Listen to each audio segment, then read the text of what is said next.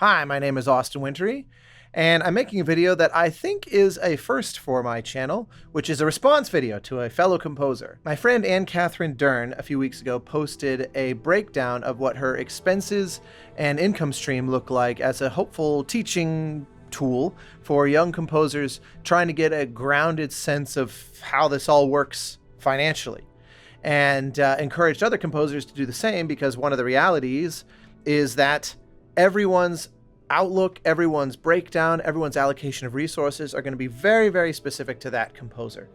So for anyone interested in knowing how this really works, I've decided to answer her call and do the same. I'm very much following the lead on her video, so I encourage you to watch hers, and then hopefully if other composers do the same, certain kind of trends and broad takeaways might emerge. But with all that said, here are generalities about how it works for me, and hopefully you find this helpful. Or if you're just an onlooker, hopefully it's interesting in its own right. These numbers, by the way, all constitute 2023 figures, and I'm going to give a little bit of a retrospective at the end showing patterns over time. But it's just worth noting that this represents the previous year, and that especially because of the pandemic in 2020, the last few years have been a little bit abnormal, but take that for what it is. I think we're all in that same boat. All right, to start, I'm going to just treat this broadly as money coming in. So this is income, but this is not to be conflated with take-home pay. The first and obvious insight into that is 78.9% consisting of packages and fees combined. So for those who speak composer lingo, they know that a fee is what it sounds like. It's the money that you're paid to write the music. A package is when you're given the entire music budget and you subcontract out services like hiring musicians and hiring recording studios and that sort of thing. And your fee is basically whatever's left over. So I didn't want to boil the numbers down any further in terms of how much of my packages I'm keeping versus how much I'm paid in straight fees and all that kind of thing, partly because it's a lot of numbers to kind of disentangle and to try to crunch the numbers on. But the main thing was to just give an outlook of where is the money coming from in general by category. So packages and fees, even though lots of it gets subcontracted out immediately, is overwhelmingly the majority of my gross income in any given year. I think that is in no small part because I work in video games, and that's just the nature of games, which rely heavily on upfront payment. Royalties are far more few and far between in the world of games, as opposed to, say, television or, doing big, widely distributed theatrical films, that kind of thing. Royalties at 19.2% is the next category down. This includes money that I get from my PRO, which I'm a member of ASCAP. This also includes things like Spotify, Bandcamp, and one that is, noticeable, but not necessarily bank making, would be things like merch, which is through Bandcamp, but which is sort of distinct from it. I bundle all those together into royalties. Sort of, you could think of it as passive income versus the active income of packages and fees. The way I tend to regard this is I would notice if it was gone, but I don't depend on it to live. That's kind of how I treat royalties in general, and it's a point that Anne-Kathrin made in her video as well, that because you don't really know what it's going to look like from one year to the next, it's very hard to make future plans based on that. So I kind of just treat it like it doesn't exist. The next category, concert rentals, 1.1%. Obviously, that's not a lot of money proportionally, but it's a fairly high volume of small transactions, because I'm very lucky and grateful to say that every year I get solicited by orchestras and chamber ensembles and choirs and string quartets and that sort of thing to perform my music on stage. So I've taken the opportunity to create or commission concert adaptations of work of mine that people reach out hoping to perform. And so even though I don't even come close to surviving on this income, it shows up in the chart. It makes a blip in the data. And it's also one of those things that matters to me to support. I'm a big believer in live music, and I feel incredibly lucky that there are people putting on live music that want to perform my stuff. So I always leave a certain amount of space in my schedule to facilitate these requests and hopefully to attend these concerts and maybe conduct them myself. Speaking of which, the blue one is performance fees and speaker fees. So I get asked to do a lot of master classes and things like that. And then, as per the category a minute ago with regard to concert rentals, I also get invited to conduct in concert fairly regularly. So when someone asks if they can hire the sheet music to Journey, for example, they pay one fee to put that music on stage. If they want to have me out to conduct it, that's a completely separate fee. So the percentage of that is less than 1. It's 0.6% of my annual income is in speaker fees and performance fees. So it's obviously not a huge amount of money, mostly because I don't typically charge that much for it. I do a fair amount of it, but I don't tend to charge a lot because it's, in the case of speaker fees, it's almost entirely to student groups, master classes at places like, USC, UCLA, the Berklee College of Music, schools in Europe, that sort of thing. And student outreach is something that I don't have much interest in treating as a profit-generating endeavor. I do it because I like to help young composers just getting started. In fact, honestly, probably the majority of my speaking engagements to universities, I do pro bono, but sometimes they have fees available, and that's always greatly appreciated, but it's not a big part of my business. There are definitely people out there that carve out a niche for themselves as a kind of professional speaker.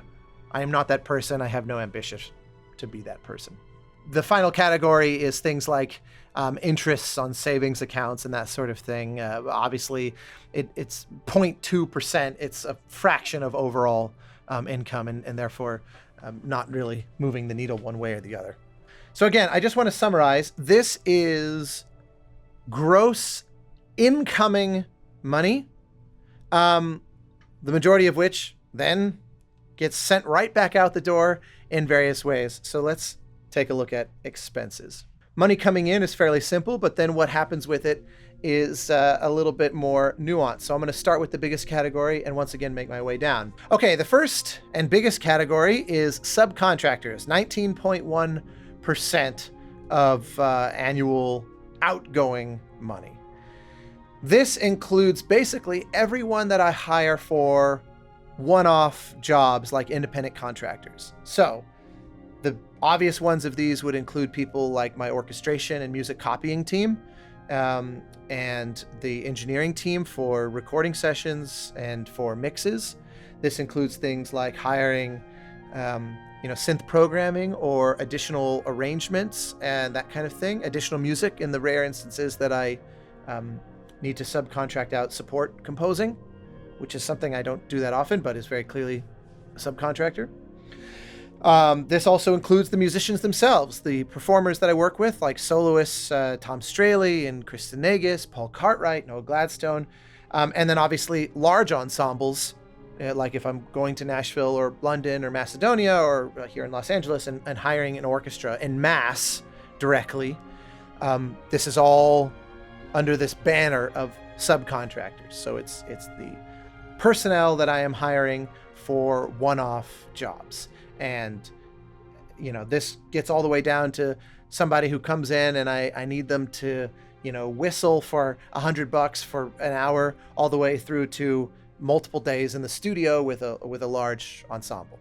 The next one down, 17.1%, is basically how much of my overall expense is going towards my own cost of living. This is the basics. This is the fundamental. This is food on the table, a roof overhead, electricity, utilities, all that good stuff. Paying for dogs for my rambunctious husky named Canvas, travel, that sort of thing. Non-work related travel, I should say, not to get ahead of myself. The next and almost the same size category as cost of living, unsurprisingly, especially living in California, is going to payroll taxes and other miscellaneous, income tax, federal, state, city taxes, business, franchise taxes. There's a million different places in which to pay taxes, and this is sort of a generalized summary of all of it. So it's a, pretty substantial portion of the overall income per year. And I think it's worth noting that these three categories of subcontractors, cost of living, and taxes are a little over 50% of everything that comes in a year. The next one, and also fairly substantial, is agent commission. This is something that I think doesn't get discussed a lot, but obviously when you have an agent who's working for you to help close deals or find new opportunities, they're going to charge for it.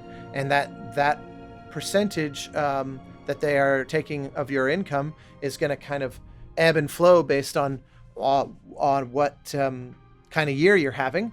They don't commission necessarily every source of income, but they do commission most of them. Every agency is going to have their own deals. I'm with Craft Angle Management. I'm very grateful to be with them. I think they're the best in the business, or at least certainly for my personality type. I adore my agent, Sarah, and the rest of the crew there. John, Richard, Laura, Dan, Jeff. They're a tremendous bunch, and I genuinely enjoy their company, and I really enjoy sort of picking their brain on all things business related, and I enjoy watching how they negotiate and close deals. So to me, it's money well spent, but it's also a noteworthy side of it that's worth taking stock of. Next is rent payments. This is just on my studio. These are business related expenses. My costs of living for anything home related is under that cost of living wedge, but rent for my studio and the costs associated with that, utilities and whatnot, I decided to put on a separate one because it's a non-trivial part, almost 10% of my annual expense, 8.8%. Next is travel. I travel a lot for work, whether that's conducting, doing recording sessions, having meetings, mixes, live concerts, attending conferences. Travel is a big part of the money going out the door. This obviously is flights and hotels separately. The next category, 5.7%, would be the wages for my assistants. I have two assistants. One is named Dallas. He's awesome, and he is a nearly full-time employee, essentially full-time. And then the other is relatively recent to the business, named Shireen, who is currently part-time. They do a wide variety of things for me, and I try to look for more opportunities to expand their responsibilities all the time. For the longest time, for the vast majority of my career, I did basically everything myself, certainly in terms of the day-to-day. Obviously, I'm separating out the subcontractors from this, but in terms of just keeping the entity that is, Austin Wintory Music running, I, over the last few years, have been able to kind of find ways to become more efficient and rely on help for that. And so that's 6% almost of the annual operating costs, and something that has only risen and I'm sure will continue to rise as we get more and more efficient and look for more and more ways to kind of optimize that. The next I can just run down quite rapidly because they're sort of self-evident. Meals and entertainment. This is like business lunches and business coffees, that sort of thing. Research in the form of going to live shows and buying games on Switch and that sort of thing. That's one of the nice things about working in a field professionally that is also your great passion, is you get to write off the expenses of when you buy a game on the PlayStation Store or whatever. But you can see it's not a huge percentage of my overall cost, 4.7%. Miscellaneous. This one is basically just the grab bag of everything not under the banner of these other categories. That can mean things like when I go to sell the Traveler Symphony book and I have to physically manufacture the books myself in order to resell them. So I'm taking a loss up front and hoping that by then getting rid of inventory, I can make up the difference and hopefully make some kind of profit. But that's an upfront cost. That's just one example of a kind of broad miscellaneous expense. A lot of it is small, random little one-offs that aren't really their own category and just get lumped together. So that's 2.6%. 2.4% studio supplies and software. That's obviously things like maintaining my rig or buying new gear, new sample libraries on Black Friday, inevitably, that kind of thing.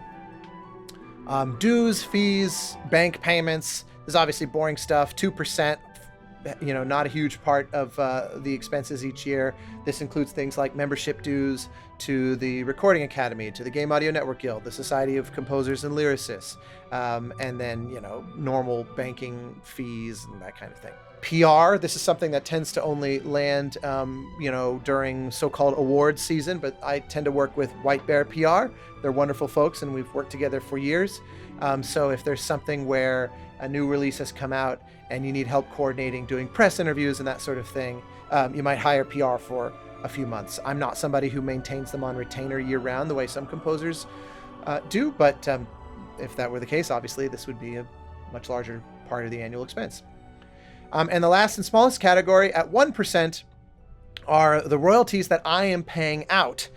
This is noteworthy because I like to make deals, especially with game developers or collaborators, where we will share in the income on something. And so generally speaking, we're talking about Spotify money or Bandcamp money, because the overall amount of that stuff is not that high compared to the fee one gets to write the music initially. Unsurprisingly, then subdividing that out into collaborators who I'm paying out royalties to is going to be an even smaller part of the pie, but it's solidly 1% of my expenses each year, and it's something that I keep bookkeeping on and I maintain, and honestly, something I quite enjoy doing. When something actually earns a little bit of money and it required making a deal with someone where we were kind of mutually taking a leap on one another, it's satisfying to say, hey, we earned a little bit of money, here's your share. So I quite like sending out those royalty payments, and that's something that obviously the higher that number is, the better it means that thing was doing, and so the happier we all should be. So nothing would please me more than to see that become 98% of my expenses each year. Okay, so there's a bit of an overview on how the pie is getting shaped from incoming and outgoing, and then again, inspired by Anne-Kathrin's sort of flow, I figured I would offer a look at how things have evolved over time the last 5 years in terms of the difference between packages and fees as compared to royalties. And what I thought was interesting, because I didn't really realize this until I created this chart, was that my royalties have stayed relatively static. I actually have no sense of this because, as I mentioned earlier, I kind of pretend they don't exist. They mostly are money that are going into savings or helps buffer package deals where I'll maybe spend a little bit more of it than I might have otherwise. But I don't really make life decisions based on royalties because it's a little too volatile. So it was a bit enlightening to see that it's actually less volatile than I thought, but it still noticeably goes up and down. In fact, curiously, it seemed that 2023 was the lowest amount of royalties that I'd received in recent years. I think part of that is because Bandcamp used to be a much bigger part of my income, and as streaming has just dominated everything, Bandcamp has become a smaller and smaller part of my life each year, and so it makes sense that the actual absolute totals would go down. Interestingly, 22 and 23 both saw substantial increases in fees/packages. Without breaking down the numbers, I can just tell you this is because those were packages where I then had a lot of subcontracting to do because we were getting big projects finished. In the case of 2023, you could probably guess that was Stray Gods, where I had to spend a lot of money to get that project out the door. So even though the fees and packages were high, it also meant that the expenses were high that this chart is not graphing. So it's not like 22 and 23 I was rolling in cash disproportionate to those years. It's just what happens when a project reaches its culmination. You get all the final payments in order to make all your final payments, and it makes the overall outlook for that year look a certain way. So this is where it shows that the data can be kind of deceptive, but it gives you an interesting look at trends. So there you go. There's kind of the rundown of what my incoming and outgoing expenses look like, and a little bit of charting that over the last 5 years. I'm happy to say that I am consistently employed, and I've not really had much shortage of opportunities, even though some years, feel better than others in terms of income. Some years things tend to work out better than others. It's a volatile industry. It's an emotionally volatile industry sometimes, but I am all too aware that nonetheless I am one of the lucky ones who is able to very comfortably and semi-stably earn a living doing nothing but music and music adjacent things, and basically things that I want to be doing. And for those that view this channel that want to pursue that dream for themselves, hopefully this offers an insight into the realities of at least how one person divides up these pies and keeps things sustainable. So nothing would please me more than to see colleagues continue this and put out videos of their own like this. I hope you found it helpful and interesting. I'm certainly open to feedback or questions in the comments below, and otherwise we'll just catch you next time. Thanks so much.